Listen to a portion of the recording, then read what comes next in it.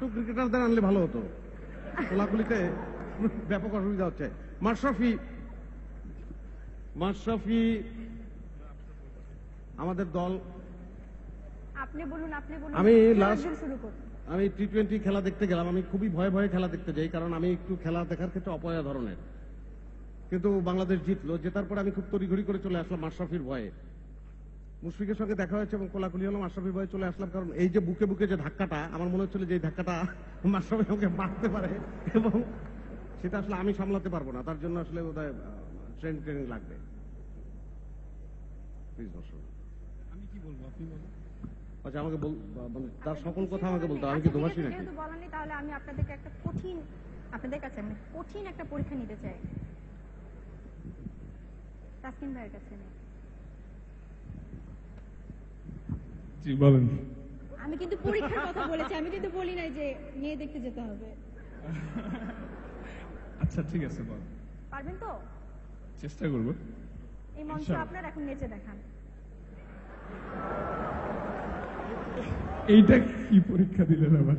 কেন আপনি পর্দায় নাচতে পারেন, এখানে নাচতে পারবেন না? তাসকিন, আপনি নাচতে পারেন, আমরা জানি। আসলে ওই নাচটা ছিল স্টেডিয়াম লাগবে, মাশরাফি ভাই ওই নাচটার জন্য। সে আমাকে বলছিল যে এই নাচটা নাচার জন্য, কিন্তু আমি মাশরাফি ভাইকে বলছি যে ভাই সিরিজ সম্পূর্ণ জেতার পরে আমি নাচটা নাচবো। তো আল্লাহর রহমতে আমরা জিতেছি, তখন আমি নেচে দেখেছিলাম। তো আপনারা কি নাচ দেখতে চান না? আপনারা কারা কারা দেখতে চান?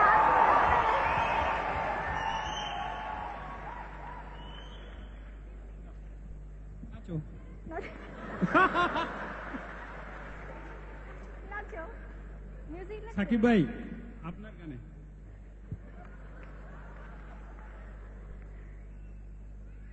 আচ্ছা, আপনার কি নাচতে ব্যাট লাগবে? মানে নাচার একটা বড় অসুবিধা হচ্ছে, গান নাই, বাজনা নাই, সেসব কারণ কি? আমরা কি একটা বোমা ডান্স দেখতে পারি? হ্যাঁ, নাচার সময় তো পাশ দিয়ে মাশরাফি গান।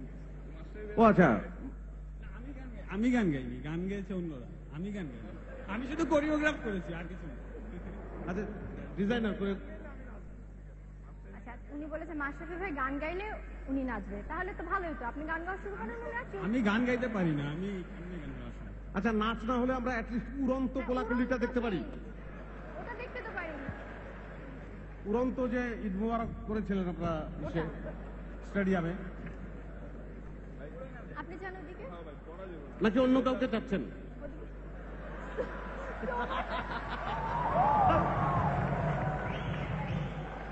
আপনারা কিন্তু স্লো মোশনে হচ্ছে। বেশি খাচ্ছেন, তাড়াতাড়ি করেন।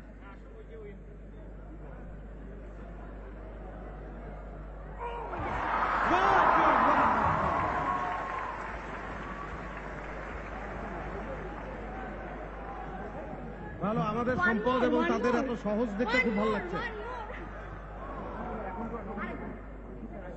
আসলে এটা তো মাঠ না, এই জন্য একটু আচ্ছা, যা হচ্ছে সেটা আরেকবার। স্টেডিয়াম না হয় সমস্যা হচ্ছে না। হ্যাঁ, অবশ্যই। ওটা আমি প্রথমে বলছিলাম যে ওইটা তো একটা উত্তেজনা থাকে।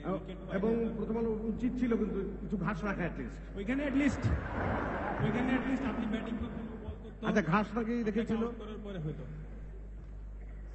তাহলে কি হবে না, নাচটা হবে না?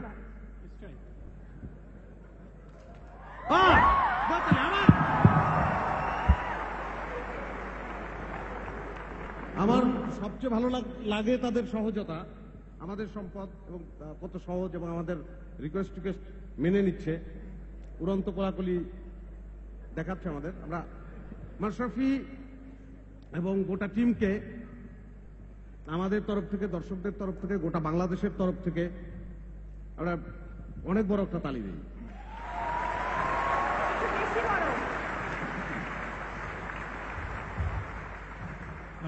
Thank you.